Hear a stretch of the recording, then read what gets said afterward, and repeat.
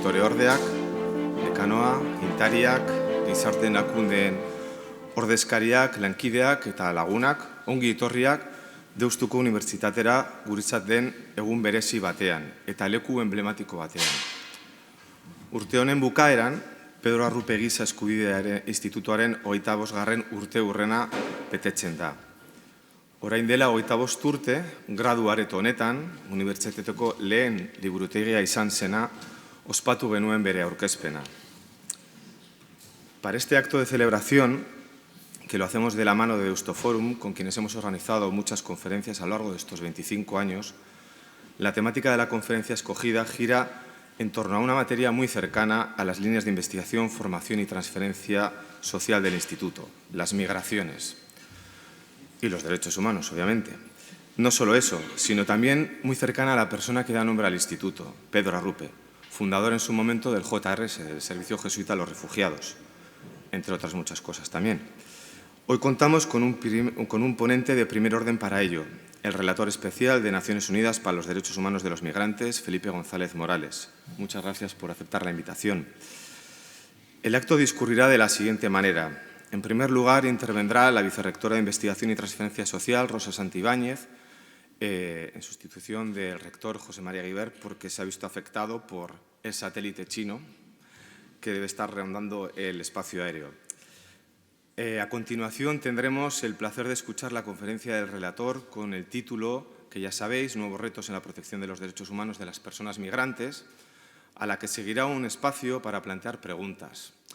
Las preguntas las haremos a través de unas tarjetitas, que es el formato que seguimos con Deustoforum. Hay varias personas que tienen las tarjetitas, entonces podéis ir anotando las preguntas a lo largo de la conferencia. Concluiremos el acto con unas palabras del lehendakari Iñigo Urkullu, que también quiero agradecer especialmente su presencia aquí. Antes de continuar, me gustaría, en el nombre del resto del equipo del Instituto y del mío propio, un agradecimiento especial a todas aquellas personas que a lo largo de estos 25 años nos habéis permitido y nos seguís permitiendo trabajar desde el Instituto en favor de una cultura de los derechos humanos, desde una academia comprometida socialmente. Sois muchas las personas. Eskerrik asko, bihotz bihotxez. Errektoreordea, zurea da hitza. Eskerrik asko.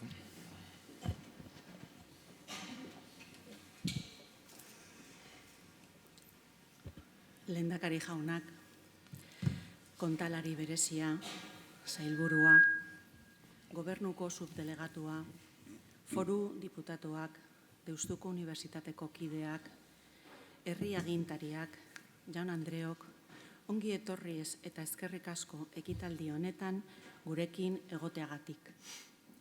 Quisiera daros la bienvenida en nombre de nuestro magnífico rector, José María Guibert, que tenía previsto llegar, como nos ha contado Gorka, a este acto desde uno de los eventos conmemorativos que están teniendo lugar en Londres para celebrar el centenario de la Deusto Business Alumni de BEA, pero un retraso en sus vuelos se lo ha impedido.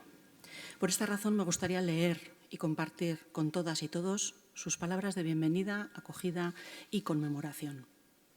Hoy nos reunimos por un buen motivo, un motivo de celebración, el 25 aniversario de la creación del Instituto de Derechos Humanos Pedro Arrupe. Fue precisamente el 14 de noviembre de 1997 cuando el actual prefecto del Dicasterio para el Servicio del Desarrollo Humano Integral, cardenal Michael Cerny, pronunció una conferencia que supuso la presentación en sociedad de este instituto. Con aquella decisión, Deusto quiso hacer público de manera clara y determinada una apuesta académica y política al mismo tiempo, y aspiraba a convertirse en una universidad referente tanto local como internacionalmente en materia de protección y promoción de los derechos humanos. Hoy, 25 años después, tenemos motivos para celebrar que este objetivo universitario se ha cumplido, pero también contamos con motivos suficientes para seguir vivos con nuestra labor, porque algunos de los motivos que justificaron entonces aquella apuesta, desgraciadamente hoy, 25 años después, siguen estando vigentes. Los conflictos y las violaciones de los derechos humanos de las personas siguen produciéndose en demasiados lugares del planeta, de muchas formas y maneras, algunas de ellas nuevas, que no existían en aquel año 1997. Hoy Seguimos siendo testigos de situaciones en las que la violencia provoca nefastas consecuencias en el bienestar y también en el estar de muchas de estas personas. En particular, y junto a otras muchas injusticias estructurales, seguimos anclados en un esquema político en el que las personas no son libres para buscar refugio o aspirar a mejores condiciones de vida fuera de su país de origen, lo que provoca infinitos sufrimientos y violaciones constantes de los derechos de muchos seres humanos. Hoy tendremos la oportunidad de escuchar algunas de estas situaciones con la conferencia del Relator Especial de las Naciones Unidas, a quien agradezco su presencia por estar aquí y el hecho de haber respondido positivamente a nuestra invitación a participar en este acto. Se trata de un orador de primerísimo nivel, tanto institucional como académico, que nos ilustrará sobre la situación actual e internacional de un colectivo especialmente vulnerabilizado como es el de las personas migrantes. Precisamente un ámbito al que Pedro Arrupe dedicó mucho de su tiempo y mucha de su energía, y también un ámbito que sé que preocupa, ocupa y concierne política y personalmente a nuestro Lehendakari, al que también quiero expresar mi agradecimiento por acudir a este acto y quien recientemente ha aludido en varios de sus discursos a la responsabilidad y solidaridad que nos concierne a todos para con las personas migrantes. Lehendakari, tu presencia hoy aquí constituye sin duda un espaldarazo de la máxima institución de nuestro país a la apuesta de Deusto por los derechos humanos y al único centro de esta naturaleza que existe en Euskadi. Pero también es una muestra de tu preocupación sincera por la suerte de las personas más vulnerables y de la apuesta por hacer nuestra sociedad una sociedad cada vez más solidaria y más humana. Eskerrik asko, Lehendakari, muchas gracias, señor relator.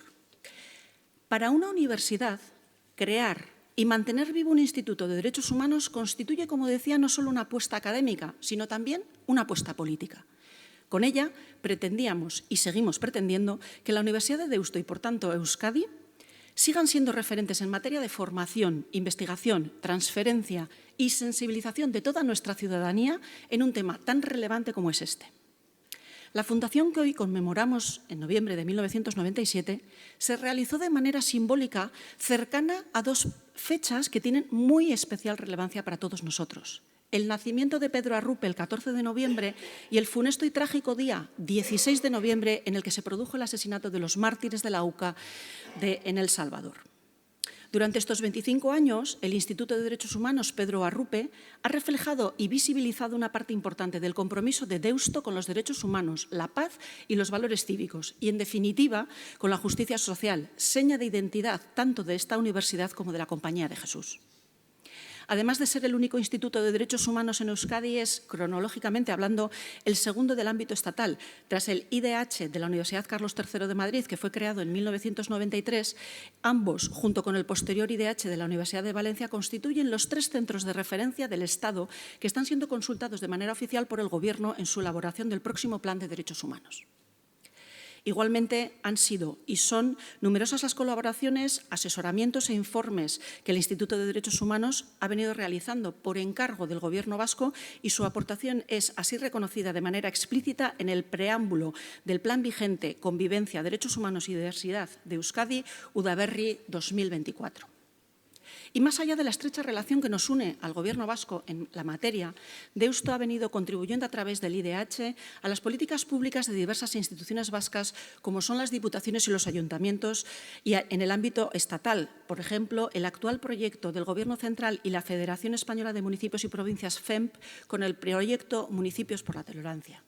Y, por supuesto, también en el ámbito internacional, donde destaca la vigencia durante más de 20 años del acuerdo con el Alto Comisionado de las Naciones Unidas para desarrollar de manera conjunta en Deusto el programa de formación para líderes indígenas en América Latina, en donde más de 100 líderes indígenas han recibido formación especializada. Aquí me gustaría hacer un especial recuerdo a Cristina Bautista, antigua alumna del programa LEADER NASA, asesinada en 2019 por defender sus derechos y los de su comunidad.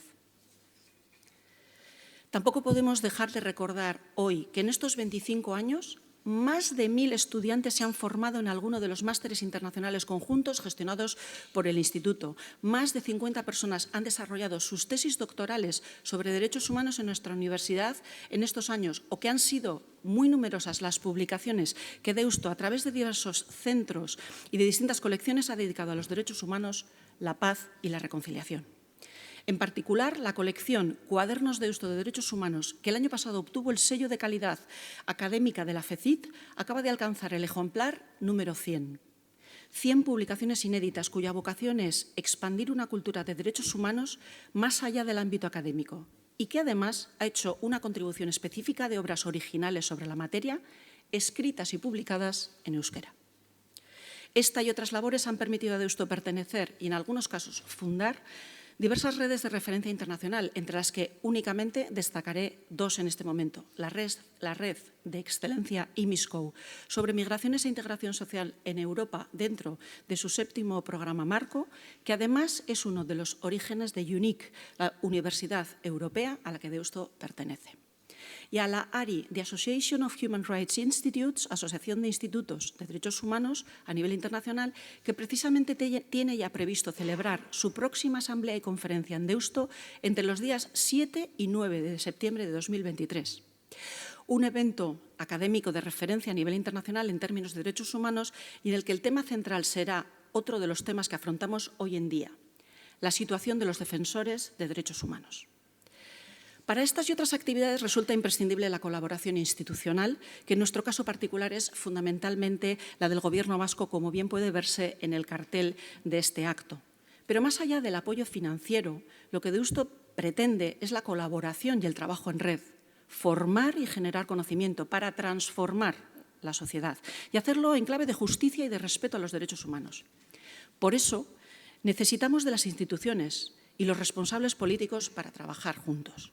Pero también necesitamos de las personas activistas, de los líderes, hombres y mujeres indígenas que cada año nos visitan, de quienes quieren formarse y trabajar en derechos humanos, de nuestros amigos y compañeras de las ONGs o de las entidades sociales que tanto colaboran con nosotros. En definitiva, de toda la ciudadanía en general.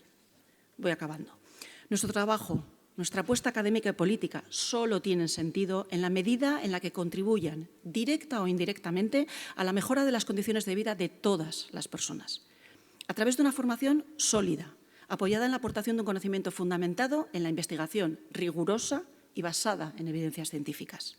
En este acto, contribuyendo a la generación de una conciencia crítica. En este caso, intentando generar una cultura de los derechos humanos tanto en Euskadi como en la medida de nuestras fuerzas en la comunidad internacional.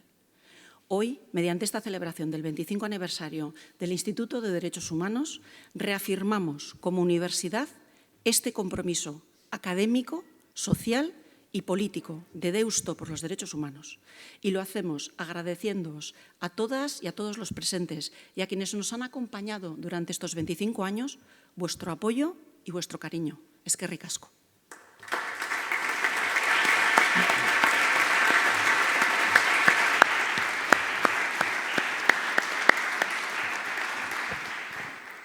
Eskerrik asko, vicerrectora, por las palabras.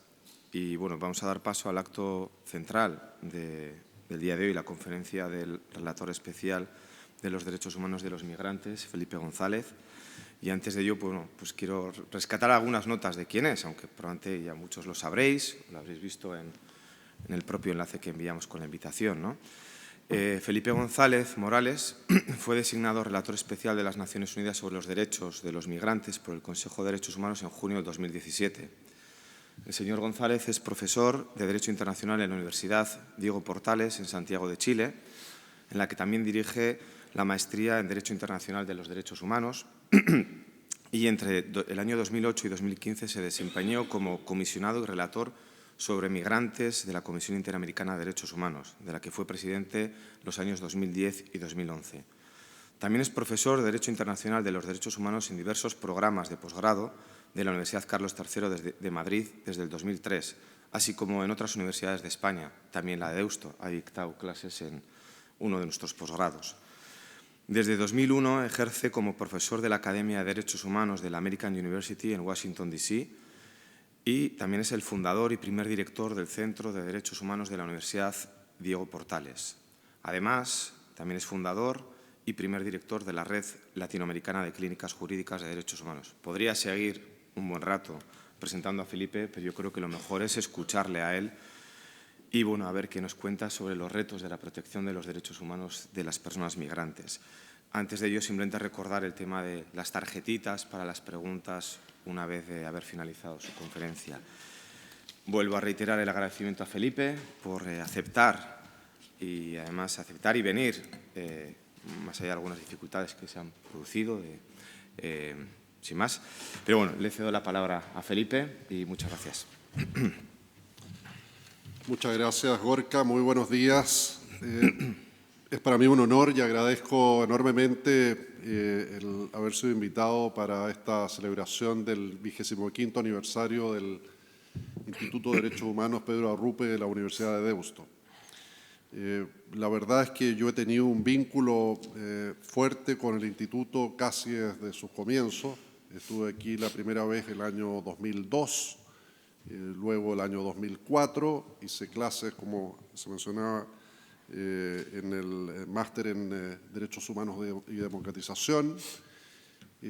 Publiqué también, tuve la acogida del Instituto para publicar en Cuadernos Deusto sobre el tema de educación jurídica clínica, que, como se mencionaba también aquí, ha sido una de mis constantes tareas. Y, en fin, por distintas vías hemos mantenido un contacto importante y en este sentido quiero agradecer especialmente a Felipe Gómez, que fue quien estuvo detrás de mis primeras visitas. Y yo quisiera decir algo, sobre todo pensando en las generaciones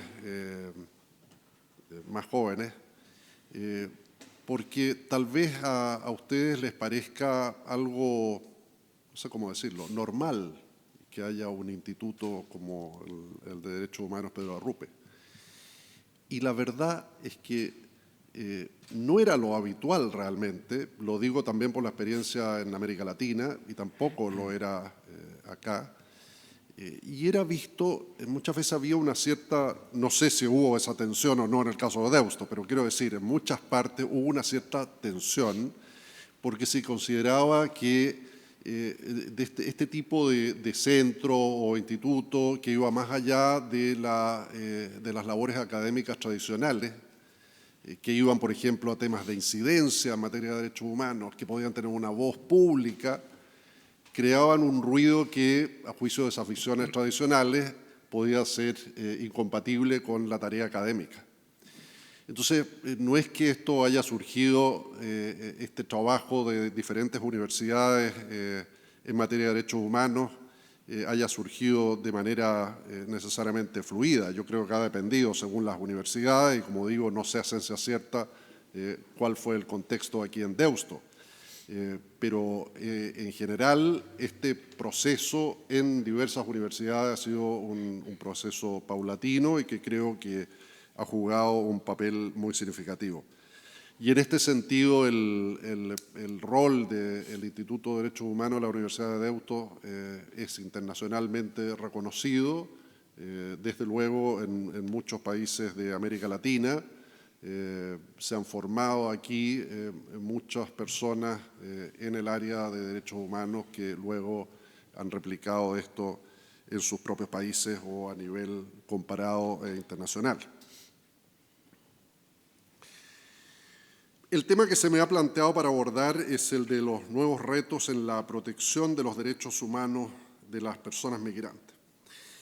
Y yo quisiera en este sentido también aprovechar para combinar esto con una especie de balance con lo que ha sido mi labor como relator especial de Naciones Unidas en la materia. Estoy entrando en el 6º y último año de mi mandato, porque la verdad es que a través de una serie de iniciativas y en particular a través de los informes presentados ante el Consejo de Derechos Humanos y la Asamblea General, he intentado presentar y poner sobre el tapete los que desde la relatoría vemos como los principales retos en materia de migraciones. Esta ha sido, desde luego, una tarea de gran envergadura y con muchos obstáculos, como ustedes comprenderán, en un contexto es un contexto adverso para esta protección de los derechos humanos de las personas migrantes, diría yo, en la mayoría de los países.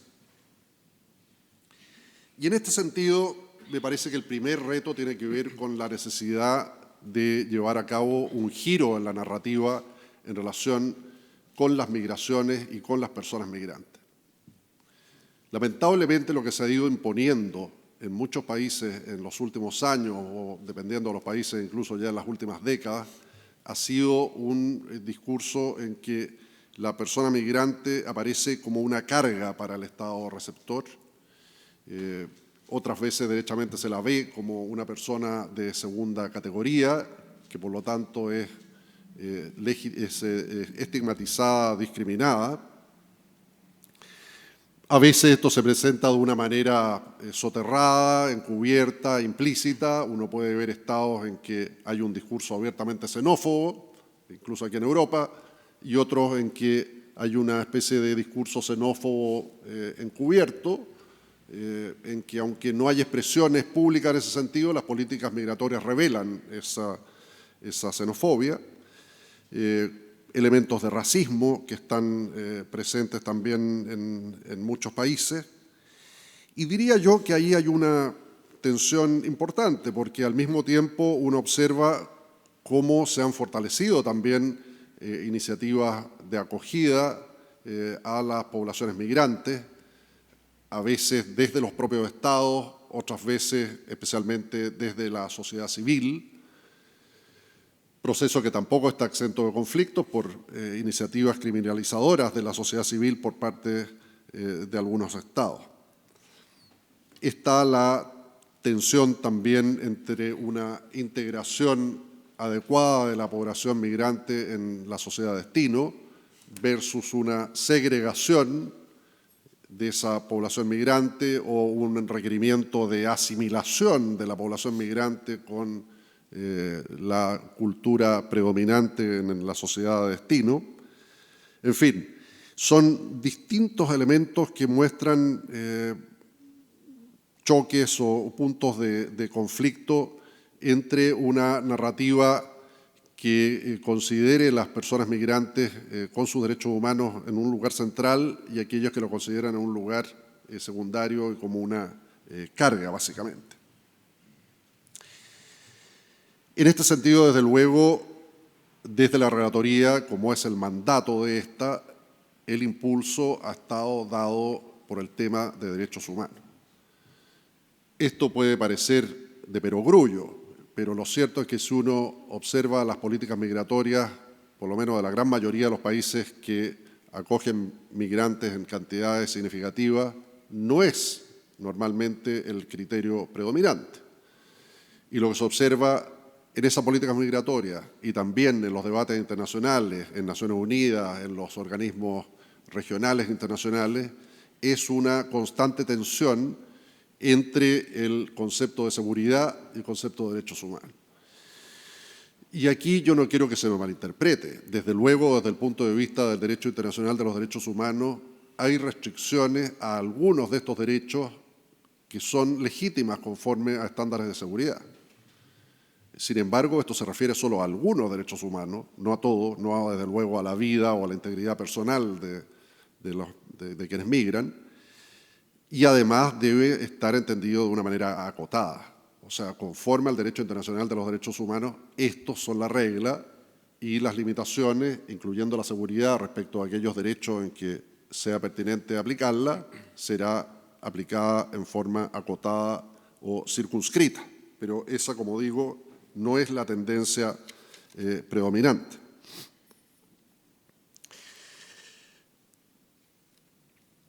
Otro tema que es central y conectado con esto, otro reto que es central, es la cuestión de darle un lugar protagónico a las personas migrantes.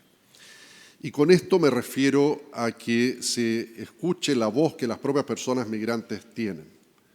Desde la relatoría hemos enfatizado esto a través de una serie de iniciativas, entre ellas un informe sobre el derecho a la libertad de asociación de quienes migran, y de quienes defienden sus derechos, que presenté ante el Consejo de Derechos Humanos hace 2 años, y en que enfatizamos en la importancia de que sean las propias personas migrantes las que promuevan su punto de vista. Como ocurre en prácticamente la totalidad de los estados, las personas migrantes tienen restringidos sus derechos políticos, algunos no los tienen en absoluto, incluso cuando están en situación regular. Y en el caso de situación irregular, claro, no los tienen. Y esto hace que esa vía de expresión esté seriamente limitada, la vía de expresión por los canales o cauces políticos adecuados, habituales, y por lo tanto la asociatividad es muy importante que sea reconocida y que se pueda canalizar por esa vía la voz de quienes migran en las respectivas sociedades de destino.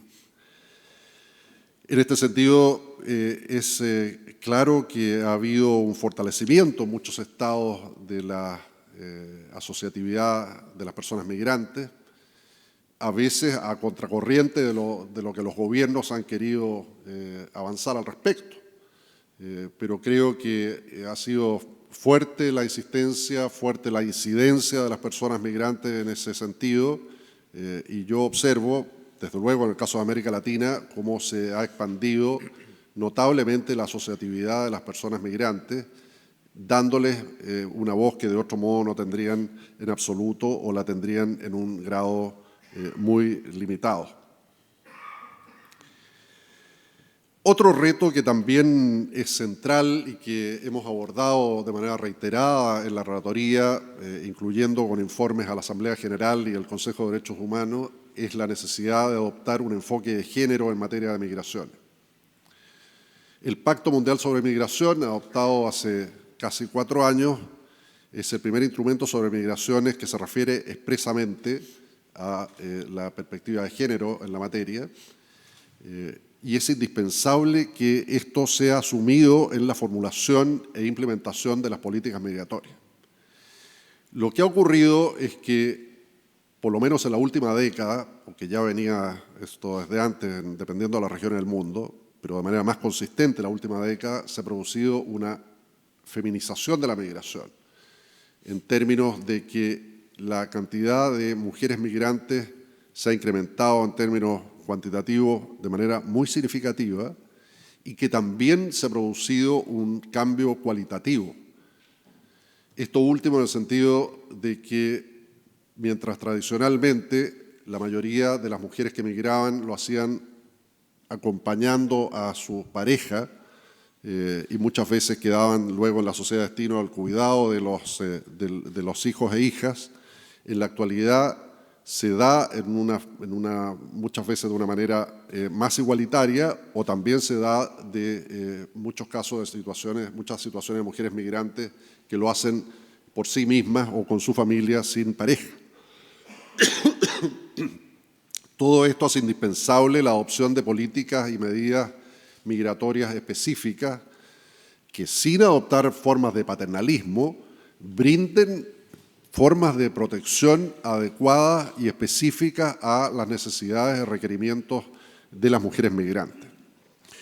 Yo diría que el balance en este tema es de claroscuros, en el sentido de que, por una parte, se ha colocado en la agenda internacional y, como digo, está en el Pacto Mundial sobre Migración y está en los debates a nivel internacional puestos sobre el tapete. Ahora, eso a veces puede ser retórica. Y entonces el desafío es que esto se traduzca en medidas efectivas. También las hay, depende de los países. Yo diría que lo que falta todavía es un abordaje sistemático al respecto. Entonces, claro, hay, por ejemplo, iniciativas en distintos países o a veces ciudades en que brindan permisos humanitarios a mujeres que son víctimas de violencia de género o que establecen programas para mujeres migrantes, o para reconocerles acceso al ejercicio de derechos económicos, sociales y culturales, acceso a servicios públicos, etcétera, etcétera, etcétera. Pero creo que todavía es una labor en construcción, a medio hacer, que requiere de un abordaje más sistemático en la mayoría de los países. Otro reto tiene que ver con la garantía del acceso a la justicia, que en realidad es una vía para la garantía de todos los derechos humanos de las personas, y en este caso de las personas migrantes. Se trata de que las personas migrantes, sea que estén en situación regular o irregular, tengan acceso a los distintos tipos de servicios públicos, que puedan ejercer sus derechos económicos, sociales y culturales. Y por eso cuando hablamos de acceso a la justicia aquí, lo hacemos no solo refiriéndonos al acceso que se pueda tener a través de los tribunales, sino también en la esfera administrativa. Y en esto no es que la relatoría esté siendo original o diciendo algo nuevo, lo está aplicando a los migrantes. Ya son muchos los organismos internacionales que han señalado que el derecho de acceso a la justicia no se limita exclusivamente a la esfera judicial, probablemente tal, sino a la esfera administrativa, donde en realidad se resuelven muchas de las situaciones más serias para las personas migrantes.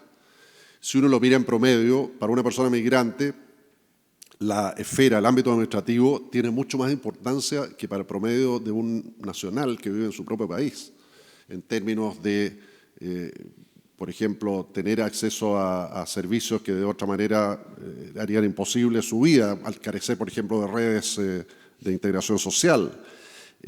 Todo lo que tiene que ver con la regularización migratoria, eventualmente con la detención migratoria de carácter administrativo, procedimientos de acceso al asilo y eventualmente procedimientos de deportación de carácter administrativo, entre otros aspectos.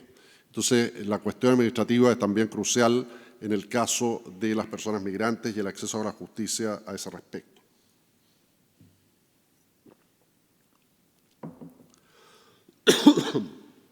Perdón. Otro desafío tiene que ver con los enfoques predominantes en materia de externalización y cómo estos afectan al acceso a la justicia mismo, al que me refería, y al derecho a buscar y recibir asilo. Lo que se observa en distintos países, y esta es la situación también de España y de una cantidad de países europeos y que se ha ido trasladando a otras regiones del mundo, incluyendo la mía propia, América Latina, son estos procesos de externalización, en que el Estado que está interesado en contener los flujos de movilidad humana establece acuerdos con otros países que están en la ruta de esa movilidad para que sean ellos quienes pongan las barreras hacia ese flujo migratorio. Esto, desde luego, ha acarreado las violaciones más graves de los derechos humanos en muchos países, ha contribuido a una inflación de la militarización también en la frontera, como si se tratara de situaciones de carácter bélico, a la invocación reiterada del concepto de soberanía, que a mi juicio está concebido para otras situaciones y no para lidiar con personas migrantes, que en ningún caso están produciendo una invasión, y en general producen una ambigüedad respecto de la responsabilidad del Estado de destino, en el fondo. ¿Quién tiene la responsabilidad cuando se producen esas violaciones en el país de tránsito o que iba a ser país de tránsito, de donde son contenidas esas personas?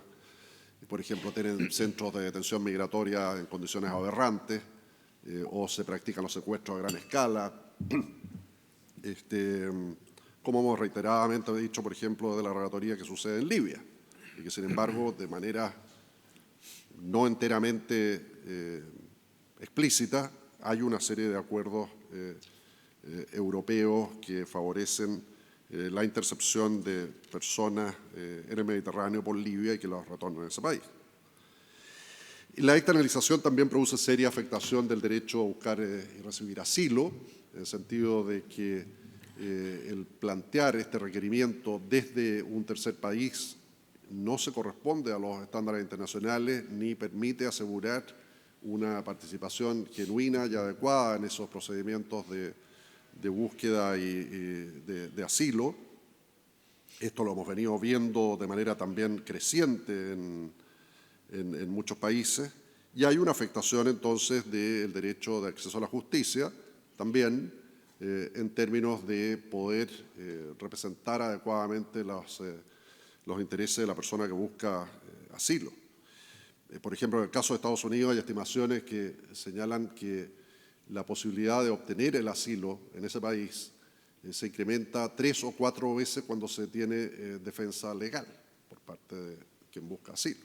Entonces, si eso además se tiene que hacer desde un tercer país, se resulta más problemático todavía. Otro reto muy complejo y de amplio alcance se refiere a revertir las tendencias de criminalización y securitización. En este sentido, además de muchas otras iniciativas, hemos hecho 4 informes desde la relatoría, uno sobre devoluciones en caliente, otro sobre derechos humanos de las personas migrantes de las fronteras internacionales, uno sobre detención migratoria infantil y otro sobre retornos y reintegración de migrantes.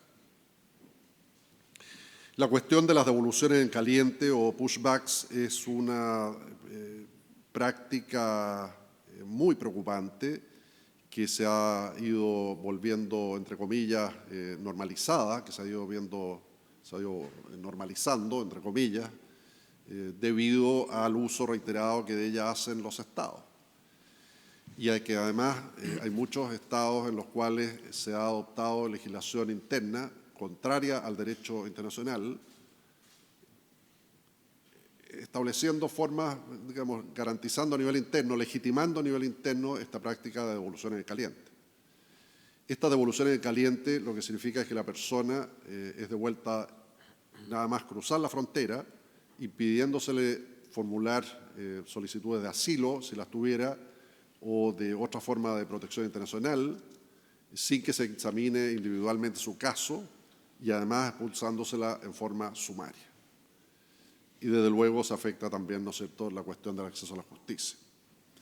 Esto es presentado por muy diversas vías. Lo que observamos desde la relatoría en diversas fronteras, por ejemplo, es que se crean unos limbos, de hecho, que en derecho no existen, como si hubiera una especie de espacio entre los dos estados donde ninguno de los dos se hace responsable. Eso no existe conforme al derecho internacional, no hay esos limbos. Entonces, o es responsable un estado o es el otro, o los dos, si es una violación que ha ocurrido en ambos territorios. Pero no hay un limbo jurídicamente, un lugar, una tierra de nadie, en términos jurídicos, en que ninguno de los estados se vaya a ser responsable.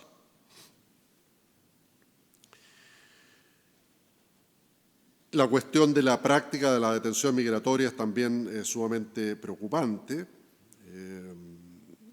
Lo extenso de la detención migratoria, desde luego a nivel del derecho internacional en general, la detención, incluso en materia penal, debe ser una excepción. Con mayor razón lo debería ser en el caso de personas que a lo sumo han cometido falta administrativa, como sería el ingreso irregular al territorio de un país. Y sin embargo uno observa cómo en muchos estados esto es la regla general o se aplica de manera sumamente extensa.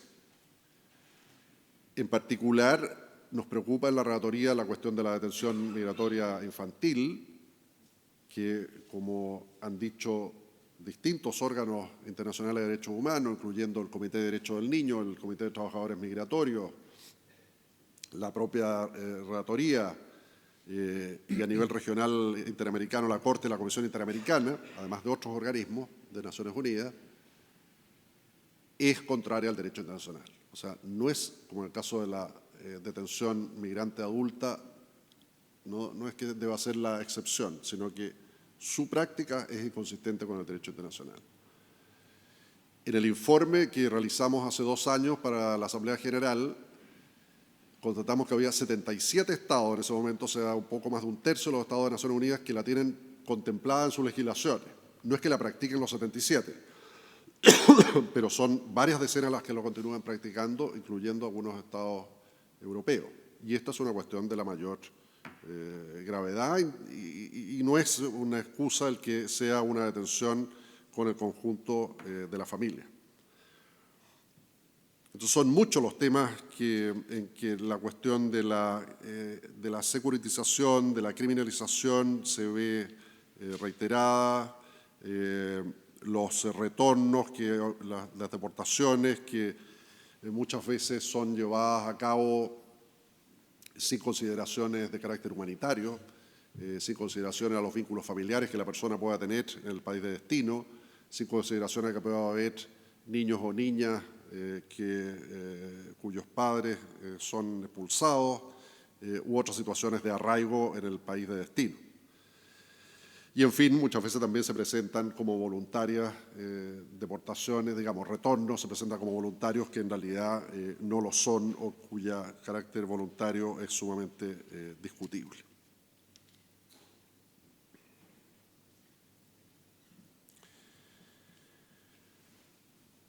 Otro reto que nos parece de la relatoría que es muy importante y que lo hemos abordado en un informe reciente a la Asamblea General de la ONU, y ya lo había hecho el relator anterior hace 10 años, es la cuestión del impacto del cambio climático en las migraciones y en la movilidad humana. El relator anterior presentó un informe al respecto en el año 2012 y nos pareció importante darle un seguimiento ahora para hacer un relevamiento de lo acontecido desde entonces, y lo que constatamos es, por una parte, que, como es de sobra conocido, se ha continuado intensificando el cambio climático y el impacto consiguiente de esto en la movilidad humana, tanto a través de las fronteras internacionales como en desplazamientos internos. La cuestión del desplazamiento interno no es el foco de la relatoría, hay otra relatoría, pero también hay que constatar esas situaciones. Ha habido una serie de iniciativas a nivel de Naciones Unidas al respecto y también a niveles regionales. También, y se recoge en el informe, una serie de buenas prácticas de distintos estados en relación con el impacto del cambio climático en la movilidad humana, pero de manera transversal se observa que no hay todavía medidas lo suficientemente vigorosas en esta materia, que son medidas más bien aisladas, con poca coordinación entre los distintos estados, cuando se trata evidentemente de una cuestión de carácter global que requiere de una coordinación más allá de los acuerdos generales a nivel de Naciones Unidas. Me refiero a concreción en políticas migratorias específicas. Tampoco se ha avanzado, observamos en los últimos 10 años, en una mayor precisión jurídica de los instrumentos aplicables. O sea, en qué medida se puede hablar de refugiados climáticos. Está claro que en alguna medida es así, pero ¿hasta qué punto? ¿Cómo se puede emplear formas de calificación de las personas refugiadas más amplias, como la que existe en América Latina con la Declaración de Cartagena de Indias o en África con una convención al respecto? ¿Qué otras formas de protección internacional podrían brindarse? ¿Qué medidas de carácter colectivo podrían adoptar los estados? Quiero decir, no colectivamente los estados, sino un estado para beneficiar a un colectivo como conjunto sin necesidad de que cada persona vaya teniendo que pasar por el examen individual y así poder brindar una protección más eficiente. Bueno, todo eso está básicamente pendiente, diría yo. Y para ir finalizando, yo mencionaría dos retos más. Uno tiene que ver con impulsar las vías regulares de migración y la otra con emprender procesos serios, genuinos de regularización. El impulsar vías regulares de migración está en el foco central del Pacto Mundial sobre Migración. Sin embargo, lo que uno observa desde su entrada, desde su adopción hace 4 años, es que no ha habido un cambio sustancial al respecto.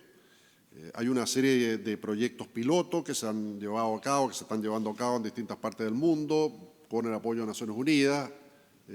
Hay también programas bilaterales, muchos de los cuales existían desde antes, pero al mismo tiempo uno observa cómo en muchos países hay una regresión en la materia y lo que hay son más cuellos de botella para que las personas puedan transitar por vías regulares hacia los países a los que pretenden migrar.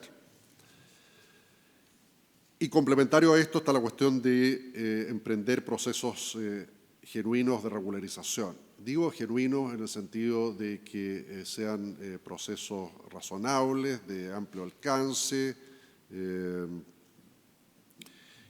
que no tengan que no estén acotados temporalmente, como por ejemplo la gran mayoría de los que se han adoptado en el tiempo de pandemia por distintos países. Yo creo que está claro que hay una regresión al respecto, lo podemos ver, por ejemplo, como en Estados Unidos, desde fines de los años 80, que no hay un proceso de regularización masivo, sin perjuicio de que se van regularizando año a año una cantidad de personas, o en el caso de la Unión Europea, que eso tampoco se ha producido desde la primera desde la primera década del presente siglo. Y en los países latinoamericanos esto se ha ido volviendo cada vez menos frecuente también. Lamentablemente yo diría que más bien se ha ido produciendo una influencia de los países centrales en los países del tercer mundo en términos del tipo de política migratoria esencialmente restrictiva. No quiero generalizar al respecto y creo que hay estados y gobiernos que tienen todavía una actitud de mayor acogida a las personas migrantes, pero lamentablemente no son la regla en la actualidad. Y este va a ser, de hecho, el de la regularización, el tema de mi último informe al Consejo de Derechos Humanos que presentaré en junio del próximo año. Y antes de formular algunas breves conclusiones, creo que otro reto tiene que ver con sacar partido y darle fuerza efectiva al Pacto Mundial sobre Migración. Como muchos de ustedes seguramente saben, existe una convención internacional para la protección de los trabajadores migratorios y los miembros de su familia, que fue adoptada el año 1990, recién entró en vigor el año 2003, cuando se reunió el número de ratificaciones necesarias para tal efecto, y hasta la fecha solo 50 y pocos estados, 54 si no me equivoco, según el último cómputo, solo la cuarta parte de los estados de Naciones Unidas han ratificado esta convención. Ningún estado europeo lo ha hecho, prácticamente no lo han hecho estados de destino, salvo algunos que han devenido con posterioridad a su ratificación en estado de destino, como ha ocurrido con algunos estados latinoamericanos. En ese contexto, la adopción del Pacto Mundial por aproximadamente 3/4 partes, 4/5 partes realmente, de los Estados de Naciones Unidas, es un paso trascendental. No es un tratado de derechos humanos, pero tiene muchos elementos de derechos humanos, y creo que más allá de las dificultades para avanzar en su implementación que se observan en estos primeros años desde su adopción, es mucho lo que se puede hacer desde la sociedad civil, desde la academia, desde los estados que tengan una vocación al respecto, para fortalecer esa implementación del Pacto Mundial sobre Migración y a través suyo dotar de un enfoque de derechos humanos a las políticas migratorias y dotar a esta política migratoria de un enfoque de género. Concluyendo, los actuales son tiempos difíciles desde el punto de vista de la protección de los derechos humanos de las personas migrantes. Los retos que aquí he reseñado creo que así lo demuestran, son retos transversales, elementales, que afectan al núcleo central de la concepción sobre las personas migrantes y sobre el ejercicio de sus derechos. Esto significa que muchas veces hay que trabajar a contracorriente, es decir, que aquellos organismos, instituciones, personas inspiradas en la protección de los derechos humanos de las personas migrantes tienen que tener presente que van a encontrar muchos obstáculos y no obstante ello seguir avanzando al respecto y no cejar. Instituciones como el Instituto de Derechos Humanos Pedro Arrupe de la Universidad de Deusto juegan un papel insustituible en este orden de cosas. Me he reunido esta mañana con el equipo del instituto y he podido comprobar cómo muchas de ellos trabajan en los temas migratorios, desde luego con este enfoque de derechos humanos. Desde la academia, a través de organismos como el instituto, se puede producir una retroalimentación tanto con organismos del Estado como con organismos de la sociedad civil y con asociaciones de migrantes, de manera de propender hacia políticas migratorias y medidas específicas de políticas migratorias que sean coherentes con los derechos humanos de las personas migrantes y el derecho internacional. Y por eso agradezco especialmente esta invitación, porque considero que es muy importante la labor que el Instituto hace y que puede hacer en materia de protección de los derechos humanos de quienes migran. Muchas gracias.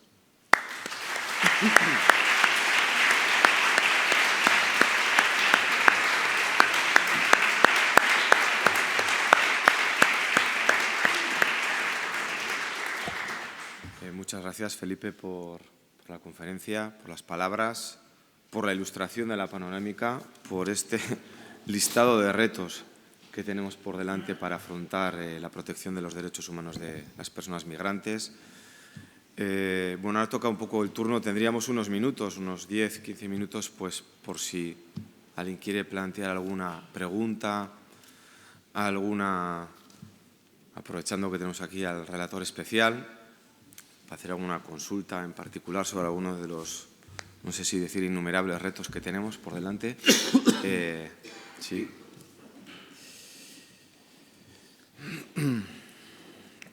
Bueno, tenemos tres tarjetas, varias preguntas.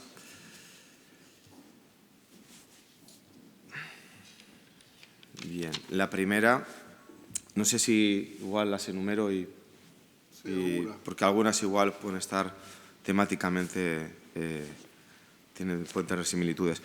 La primera sería, ¿cuál es su valoración de los acuerdos migratorios de la Unión Europea y sus Estados miembros con terceros países, ¿no? En particular, Unión Europea, Turquía, Italia, Libia, España, Marruecos, algo a lo que has hecho referencia en la presentación, ¿no? Quizás vinculado a esta, una pregunta que hace referencia a si fue legal la actuación de la policía española en el asalto masivo a la valla en Melilla en junio pasado, a la luz de los tratados internacionales firmados por España. Entonces, digamos que eso sería como un bloque, ¿no? Otra pregunta que tiene que ver con las funciones de la relatoría, ¿no? Y que dice, ¿tienen pensado incluir en sus funciones de relatoría la situación de desprotección de derechos de las personas migrantes en la frontera entre España y Francia? Otro bloque que tiene que ver con la infancia, con los menores, ¿no? Los menores de edad, solos o acompañados que hayan migrado, ¿no merecerían un estatus jurídico propio? Algo similar al estatus de refugiado por la especial protección que merecen por su minoría de edad. ¿Sería posible la creación de un instrumento internacional que obligase a otorgar residencia permanente a los menores de edad? Y luego dos últimas preguntas. ¿Qué herramientas brindan los pactos para una migración segura y ordenada para la efectiva protección de los derechos? Precisamente también otra de las cuestiones que has hecho referencia, ¿no? Y si ofrece herramientas nuevas o se trata de que los Estados cumplan la normativa internacional ya vigente.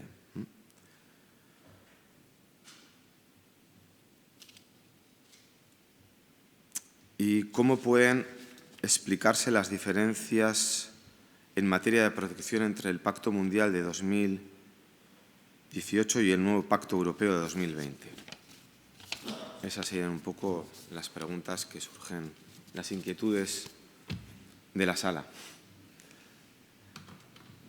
Si quieres unos minutos para responderla y no sé si llegará alguna más y haríamos una segunda ronda, si no pasaríamos. Adelante, Felipe. Bueno, muchas gracias por las preguntas y por el interés. Sí, el tema de los acuerdos migratorios y la tercerización, la externalización, como mencionaba en mi presentación, muy preocupante. Y en la relatoría lo hemos visto esto a propósito tanto de la Unión Europea como de otros países, como el caso de Australia, como el caso de Estados Unidos, etcétera. Por las razones que señalaba, en el sentido de que no se garantiza el derecho a buscar asilo, no se garantiza el derecho de acceso a la justicia. A veces se adoptan estos acuerdos con países que no pueden considerarse terceros países seguros, como para que permanezcan allí o sean enviados allí personas migrantes o que buscan refugio, que además muchas veces son puestas en detención, en condiciones inhumanas, etc. Por lo mismo es que hemos dicho de manera reiterada que no deberían llevarse a cabo estos acuerdos en la medida que impliquen estas formas de externalización. Sobre la situación en Melilla, bueno, nosotros hemos ahí realizado comunicaciones y hemos dado seguimiento a esta situación. Y lo que se observa es que no hay un flujo de información completo al respecto. Lo ha dicho, como seguro lo saben ustedes, lo ha dicho el defensor del pueblo mismo, al que se tardó muchísimo en enviarle la información y que, de acuerdo a lo que él señala, es una información incompleta. Ahí es donde se produce, diría yo, esta situación a la que yo me refería, por ejemplo, de esta especie de limbo de hecho que existe a veces alegadamente. Y eso no existe en términos jurídicos, o sea, las cosas ocurren en el territorio de un país o ocurren en el territorio de otro. A veces la responsabilidad puede ser compartida, dependiendo de cómo se desarrollen los hechos. Pero yo diría que aquí la cuestión central es que se permita realizar investigaciones en profundidad y sin obstáculos, y garantizando también que haya un monitoreo de parte de la sociedad civil de toda esta situación y de esta investigación. En cuanto a lo que se me plantea sobre la frontera de España con Francia,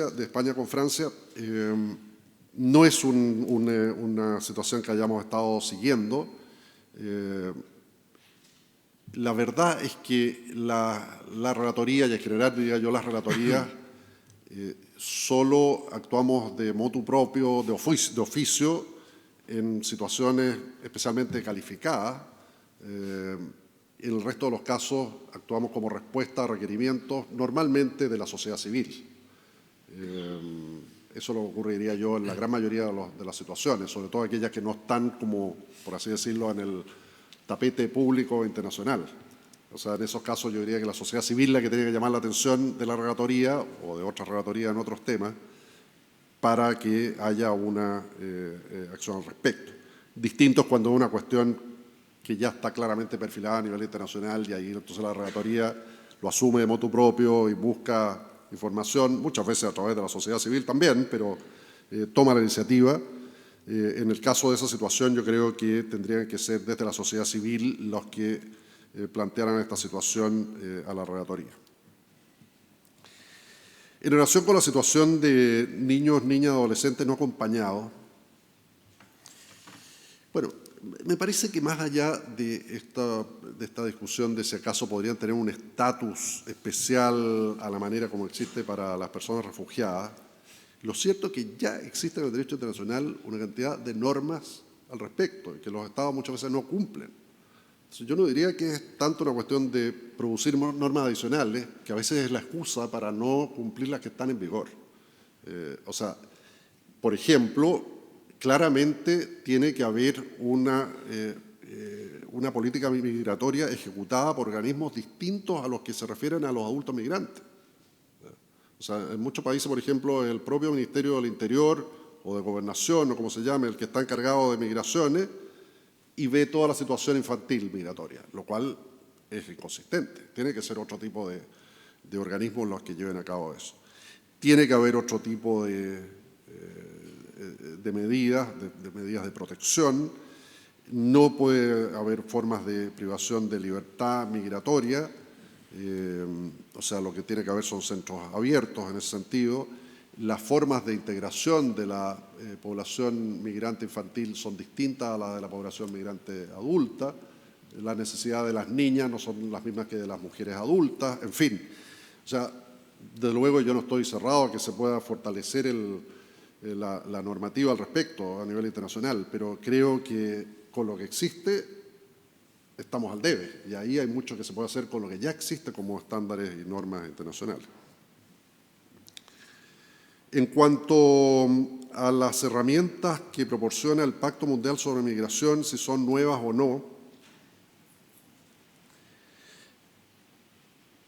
a ver, yo diría que sí son nuevas, en realidad, si lo llamamos herramienta en un sentido práctico. Yo creo que esa es una virtud que tiene el pacto, porque como no es un tratado propiamente, esto le permite ser mucho más extenso y en el fondo lo que contiene es un gran menú de medidas de política migratoria.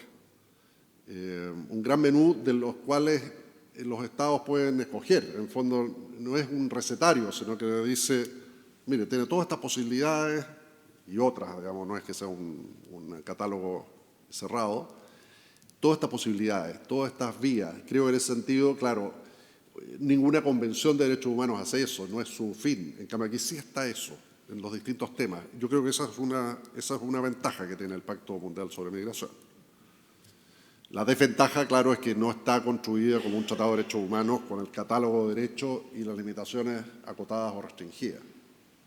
Está más revuelto, por así decirlo, el elemento de derechos humanos con los otros elementos, pero tiene referencia a la perspectiva de género, tiene referencia a desastres naturales y otros elementos que están sobre la agenda de manera creciente. Y diría yo, finalizando las respuestas, que, claro, es muy diferente al Pacto Europeo, es otro concepto realmente el del Pacto Global sobre Migración. Yo creo que lo más claro para expresarlo es que en realidad pacto se llama en castellano, pero no en inglés, se llama compact. Fue bueno ponerle pacto en castellano, pero con lo cual denota el sentido jurídico menos fuerte también. Si fuera en castellano, pacto sería covenant, ¿no es cierto?, como los de Derecho Civil y Político y el de DESC. Entonces, en ese sentido, claro, tiene menos vigor el Pacto Mundial de Migración, lo cual es un problema. Y sí, de hecho, dice que no tiene un carácter jurídicamente vinculante. Sin embargo, desde los organismos de derechos humanos, incluyendo la Relatoría, hemos reiterado que aquí, digamos, en este punto, que el pacto está basado, como lo dice el propio pacto, en los tratados internacionales de derechos humanos fundamentales y que un Estado no puede desentenderse de lo que ya está en esos tratados y ahora reflejado en el Pacto Mundial sobre Migración. O sea, el Pacto Mundial sobre Migración debería ser un plus y no puede ser entendido como una especie de carta blanca para retroceder en estas materias. Desde la Relatoría, además, lo otro que hemos hecho, bueno, hemos usado el Pacto Mundial en los informes sobre los países que lo han adoptado, en los informes temáticos y en todas las comunicaciones desde diciembre de 2018 en adelante a aquellos estados que han adoptado el pacto. Aunque sea una forma de soft law, así lo hemos venido usando de manera reiterada y ningún estado ha objetado el que se haya invocado el pacto en estas comunicaciones de casos específicos. Muy bien, muchas gracias, Felipe. Yo creo que igual vamos a ir dando ya paso a la finalización de este acto, pero antes de nada yo quiero darle la bienvenida al rector, que más allá del incidente del artefacto chino, creo que ha hecho un esfuerzo especial por estar hoy aquí y bueno, me alegra que pueda llegar por lo menos a esta última parte. Eskerrik asko. Bada hori, esan dudanez, momentua ekitaldia bukatzen hasteko eta horretarako Inigo Urkullu Renteria lehendakariaren hitzak dauzkagu. Lehendakari jauna, zurea da hitza, eskerrik asko.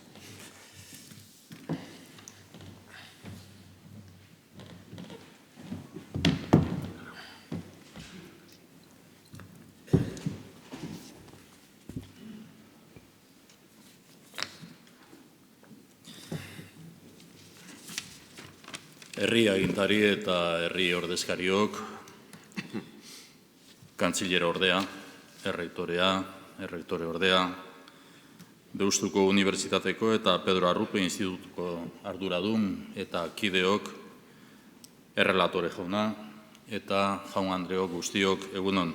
Zorionak eta urte askotarako, 25. urte horren honetan, excuso a la sailburu Beatriz Artolazabal, quien junto a la sailburu Olaz Garamendi y el secretario general Jonan Fernández están participando ahora mismo en una conferencia con el Ministerio de Inclusión y Seguridad Social precisamente sobre migraciones, tras el encuentro que mantuve con el ministro recientemente. Duela 25 urte, aitzindariak izan zineten giza eskubideen institutu hau sortzen. Egun, gure herrian, egoera hobeago bat bizi dugu, baina mundu zabalean giza eskubideen urraketak mantendu egiten dira. Institutua Deustuko Unibertsitatearen baitan jaio zen, baina beti izan du nazioarteko bokazioa. En este aniversario reconozco la vocación global del Instituto Pedro Arrupe. Prueba de ello ha sido la aportación del relator especial de Naciones Unidas, el señor Felipe González Morales, con su visión de los nuevos retos en la protección de los derechos humanos de las personas migrantes. González Morales jauna, eskerrik asko. Euskaldunok harreman berezia dugu giza eskubideekin. Duela 125 urte, Reneka zen jaio zen Baionan. Bera izan zen Nazio Batuen giza eskubideen adierazpen unibertsalaren bultzatzaile nagusietako bat. Bakearen Nobela jaso zuen 1978 urtean. Euskaldunok ere indarkeria injustu eta justifikatu ezinaren esperientzia gogorra eta bidegabea jasan izan dugu. Gerra eta diktadura luze eta beltz baten ostean, mende erdiz indarkeriaren eta terrorismoaren kolpea jasan genuen. Duela hamarkada bat, terrorismoaren amaierak, printzipio eta balio etiko eta demokratikoetan eta giza eskubideen defentsan oinarritutako bizikidetza eredu bat berrera ikitzeko aukera eman digu. En Euskadi hemos conocido la dura experiencia de la violencia y el terrorismo, también el compromiso activo por la paz y los derechos humanos. El Instituto Pedro Arrupe nació en este contexto. El fin de la sinrazón del terrorismo nos permite reafirmarnos en un modelo de convivencia anhelado y anclado en la no violencia, en principios y valores éticos y democráticos, en la protección y garantía efectiva de los derechos humanos. Todos los derechos para todas las personas. Rector de la universidad, vicerrectora, director del instituto, en este aniversario les trasladamos nuestro más sincero agradecimiento y reconocimiento. Reconocimiento por acertar a poner la academia al servicio de valores humanistas, por generar y transferir conocimiento para afrontar los retos de la convivencia global y local, por ser un ejemplo de compromiso valiente y decidido con la más justa de las causas, los derechos humanos. Los derechos humanos no son un bien otorgado y permanente, son una conquista que exige compromisos personales, institucionales y sociales. Giza eskubideak pertsonaren, norberaren, baliorik preziatuena jasotzen duten bi hitz dira. Gaur berriro ere mehatxatutako ondasuna da, inboluzio arriskuan dagoena. Giza eskubideak ez dira berez jasotako zerbait, konkista bat dira. Bere defentsa eta babesa inoiz baino konpromiso aktiboagoa eskatzen duen konkista bat. Hoy hemos compartido la visión de los derechos humanos y las migraciones. Migraciones que en la mayoría de los casos no responden a una opción libre. Responden a desplazamientos forzados por la guerra, el hambre, la degradación ambiental o la sistemática violación de derechos. Conocemos esta realidad. Muchos vascos y vascas debieron emigrar por razones económicas, sociales o políticas. Hemos sido también tierra de acogida. Lo hemos vuelto a demostrar, incluida la Universidad de Deusto, con los programas de acogida a las personas que han llegado desde Ucrania. Esta experiencia histórica nos permite compartir hoy un compromiso. Esta es una tierra con los mismos derechos, deberes y oportunidades para todas las personas que viven aquí, sin importar su cultura o el lugar donde hayan nacido o de donde provengan. Este compromiso se expresa en el Pacto Social Vasco por la Migración, el Modelo Vasco de Acogida o el Plan Intercultural de Ciudadanía, Inmigración y Asilo 2025. Estos son los pilares de la estrategia de un país que afirma «Gracias por venir». Aitzindariak izan gara eta izaten jarraitu nahi dugu giza eskubideen defentsa eta babesa sustatuz. Aitzindariak pertsona guztien duintasuna bermatuz. Bide honetan, Nazio Batuen erakundeak lokal 2030ean egoitza Euskadin kokatzea erabaki du. Aukera bat da guretzako, giza eskubideekin eta giza garapen iraunkorrarekin dugun konpromisoa indartzen eta areagotzen jarraitzeko. Contamos con un modelo propio de desarrollo humano sostenible y queremos seguir siendo un país social de vanguardia. Euskadi ha sido designada por Naciones Unidas sede del Secretariado Local 2030. Esta elección reconoce nuestra contribución y nuestro compromiso con las personas y con el planeta. Este reconocimiento internacional es fruto de un trabajo compartido. La Universidad de Deusto y el Instituto Pedro Arrupe habéis sido instituciones pioneras en esta labor. Os seguimos necesitando para avanzar en una Euskadi comprometida con los derechos humanos y el desarrollo humano sostenible. Gaur, Deustuko Unibertsitateak eta Pedro Arrupe Institutuak konpromiso horren alde egin duzuen ekarpena eskertzen eta aitortzen dugu. Zorionak eta urte askotarako.